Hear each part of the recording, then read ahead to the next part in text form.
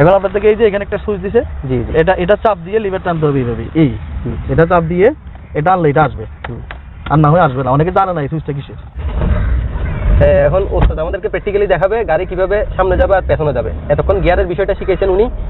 পিছে দেওয়ার সময় আপনি লুকিং গ্লাস ওটা ফলো করবেন, লুকিং গ্লাস ফলো, হ্যাঁ লুকিং গ্লাস দেখবেন, রিংটা একটু ধাক্কা দিবেন, চাবিটা একটু ডানের দিকে ঘুরে দিবেন, দেখবেন আপনার এই যে এখানে চালু হয়ে গেছে মিটারে, হ্যাঁ দেখতেছি সিগন্যাল আসছে, এখানে সবকিছু চালু হয়ে গেছে। মানে এটাকে ইঞ্জিন সুইচ বলা হয়, ইগনিশন সুইচও বলা হয়। আসসালামু আলাইকুম অল বিউটিফুল কার লাভার্স, আমি রিমন, আর আমার সাথে আছেন আমার শ্রদ্ধেয় উস্তাদ, যার থেকে আমি কার ড্রাইভিং শিখেছিলাম। তো উস্তাদ আসসালামু আলাইকুম। ওয়ালাইকুম সালাম। তো কাইন্ডলি উস্তাদ আপনার পরিচয়টা দেন। আমি এই পেশার সাথে আজকে ড্রাইভিং এর জগতে 15-16 বছর হচ্ছে। তো ছোটবেলা থেকে এই কাজের দিকে ভালোভাবে ড্রাইভিং শেখানো, এই মোটর ডিপার্টমেন্টের অভিজ্ঞতা প্রায় 16 বছর দিচ্ছে। আমাকে সবাই চিনে সীতাকুণ্ডর, এমন কোনো মানুষ চাই যে চিনে না, এই আর কি পরিচয় আর কি। তো উস্তাদ আজকে আমার সাবস্ক্রাইবারদেরকে কি শিখাবেন আপনি? আজকে আমরা একটা ড্রাইভার প্রথম থেকে শেষ পর্যন্ত কি করে গাড়িতে, প্রথম শুরু করে কিভাবে আবার শেষ করে কিভাবে, এই বিষয়টা বলে দিব। তাহলে হ্যাঁ উস্তাদ, তাহলে আমরা ভিডিওটা শুরু করি। প্রথম আমরা কোন দিক থেকে শুরু করব? প্রথম মনে করো একটা ড্রাইভার গাড়িতে ওঠার পরে জি জি, সিট বেল্ট, এই যে এখানে সিট বেল্ট আছে, প্রথম যেটা কাজ এটা হলো এই সিট বেল্টটা দিতে হবে। এইখানে সিট বেল্টটা দিতে হবে। সিট বেল্টের পরে এটা সেফটির জন্য সিট বেল্ট দিতে হবে। আর উস্তাদ একটা জিনিস শুনলাম যে সিট বেল্ট না পরলে নাকি এখানে যেই বেলুন থাকে এটা বের হয় না কোনো দুর্ঘটনা ঘটলে। হ্যাঁ, সিট বেল্টের সাথে অনেক সেন্সর আছে এখানে, সিট বেল্টের অনেক কাজ আছে, সিট বেল্টের সাথে অনেক কিছুর সাথে সংযুক্ত আছে, এটা ঠিক। তার মানে সিট বেল্ট হলে তো ম্যান্ডেটরি, সিট বেল্ট লাগবে, সিট বেল্ট প্রয়োজন। তো সিট বেল্ট থেকে শুরু করে তারপরে আপনার গাড়ি স্টার্ট করবে। জি জি, হ্যাঁ প্রাথমিকভাবে গাড়ির ভিতরের যেটা ড্রাইভারের করণীয়, বাইরে কিন্তু অনেক কিছু আছে, ইঞ্জিনের কাজ আছে, ইঞ্জিনে মোবিল পানি অনেক কিছু করতে হয়।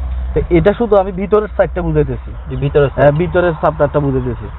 এইখানে চাবি আছে, চাবি দিবে, চাবি দেওয়ার পরে এখানে তুমি দিক থেকে দেখো তো, চাবি দেওয়ার পরে যে দূর থেকে নাও, দূর থেকে এই যে এখানে লেখা আছে লক, এটা প্রথমটা হচ্ছে লক। হয়তো এই লকে যদি থাকে স্টার্টিং লক থাকবে। আপনি চাবি দেওয়ার পরে লকটা অন করবেন কিভাবে, স্টার্টিংটা একটু ধাক্কা দিবেন, চাবিটা একটু ডানের দিকে ঘুরে দিবেন, দেখবেন আপনার এই যে এখানে চালু হয়ে গেছে মিটারে, হ্যাঁ দেখতেছি সিগন্যাল আসছে, এখানে সবকিছু চালু হয়ে গেছে। মানে এটাকে ইঞ্জিন সুইচ বলা হয়, ইগনিশন সুইচও বলা হয়। এই যে অনে দেওয়ার পরে লেখা আছে স্টার্ট, এখানে লেখা আছে স্টার্ট। তো আপনার চাবিটা ঘুরাবেন এখানে, স্টার্টে দেওয়ার সাথে সাথে গাড়ি স্টার্ট হয়ে যাবে। স্টার্ট হওয়ার পরে আপনার এখানে এই আরপিএমটা থাকবে 1-এর মধ্যে, আরপিএম এটা থাকবে 1-এর মধ্যে।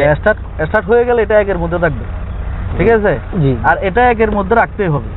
এটা যদি কমে বা বেশি বেড়ে যায়, জি জি, এটা ঠিক করতে হবে। আপনার বেশি হলেও সমস্যা, কম হলেও সমস্যা। আরপিএমটা এটা 1-এর উপরে যাওয়া যাবে না, 1-এর নিচেও থাকা যাবে না, পারফেক্ট 1-এ থাকতে হবে। আর 1-এ না থাকলে আপনার গাড়ি কাবাকাবি করবে, বিভিন্ন সমস্যা দেখা দিবে। জি জি, ভাইব্রেশন করবে, ঠিক মতো চলবে না, এসিও কাজ করবে না, বিভিন্ন সমস্যা দেখা দিতে পারে। জি জি, তো এই 1-এ থাকার পরে আর আপনারা যদি এই মিটারগুলো সবগুলো জানতে চান আমি বলে দিচ্ছি, এগুলো সবগুলো যদি জানতে চান আমি বলে দিতে পারি।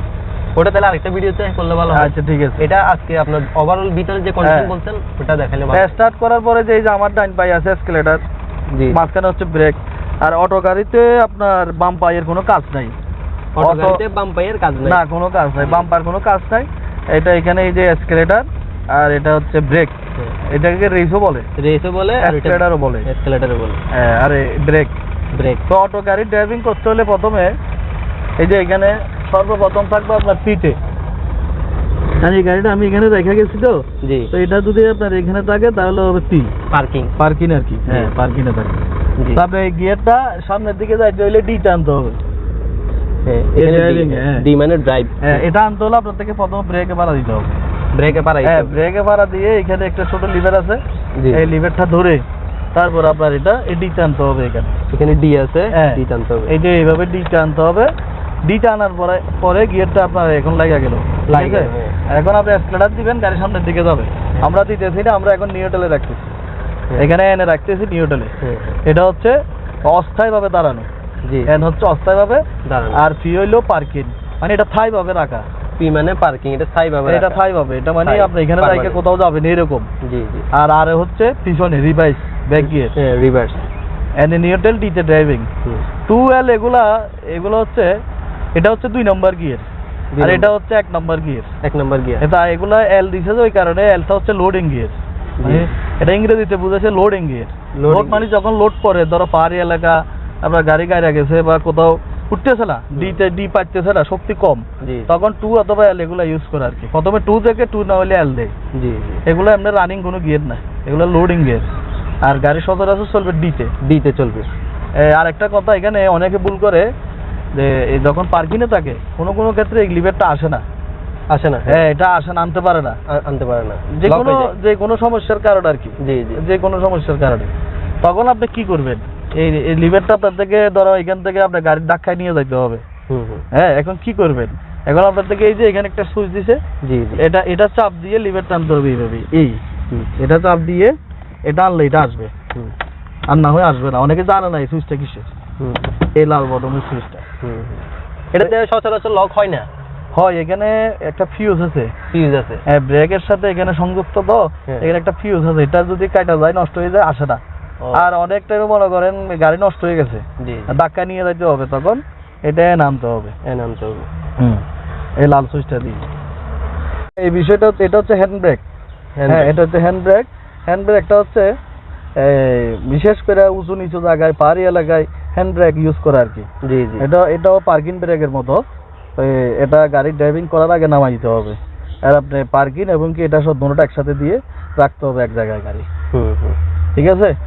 হ্যান্ড ব্রেকের অনেক কাজ আছে।